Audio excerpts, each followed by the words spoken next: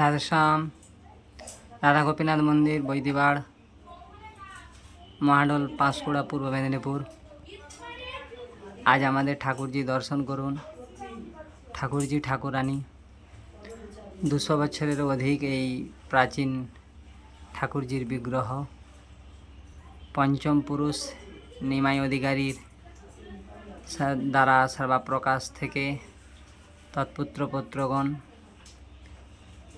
সনাতন অধিকারী এবং তৎভাতৃগণ দ্বারা সেবা প্রকাশ পাচ্ছেন ইনি।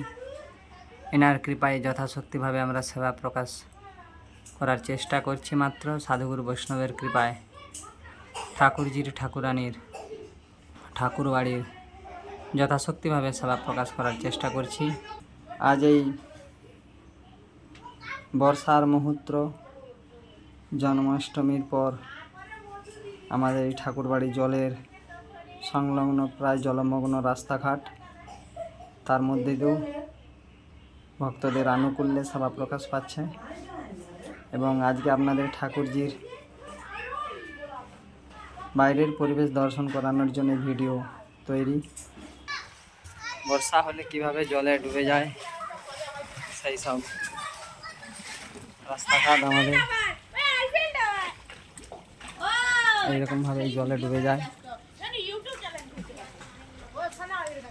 আর আমাদের ঠাকুরজি অনুষ্ঠানে এখানে সেবা প্রকাশ পায়। এখানে পুজো পাঠ হয়, নাম কীর্তন মাঠের মধ্যে। এখন জলে ডুবে গেছে, এখানে নাম কীর্তন হয়। আর এইটা পাশেই রয়েছে আমাদের সমাধি মন্দির, মহাত্মাদের সমাধি মন্দির। প্রায় 2 কাঠারও বেশি জায়গা নেই সমাজবাড়ি। মহান্তদের এখানে সমাধি রয়েছেন। বৃন্দাবন থেকে মহান্ত এসেছিলেন, তিনার সমান এখানে রয়েছেন।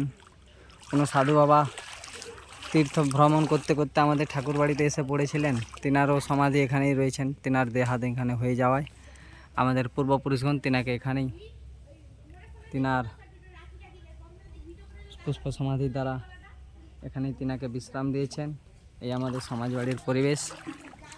আর আমাদের এই রাস্তার ঠাকুরবাড়িতে আসার জন্য এই রাস্তা প্রতি বছর এইভাবেই জলে ডুবে যায় ঠাকুরবাড়ি।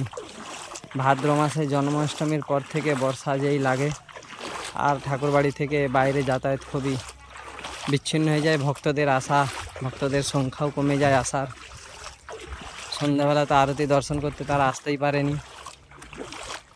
মধ্যাহ্নকালীন যেটুকু সময় ভক্তরা আসেন দর্শন করেন, তারা এইভাবেই জলে ডুবে যায়। জলে ডুবে যাওয়ার জন্য তারা আর কেউ আসতে পারে না। সরকারও আমাদেরকে এই ঠাকুরবাড়ি, এত বছরের প্রাচীন ঠাকুরবাড়ি, কেউ সহযোগিতাও কিছু করে না।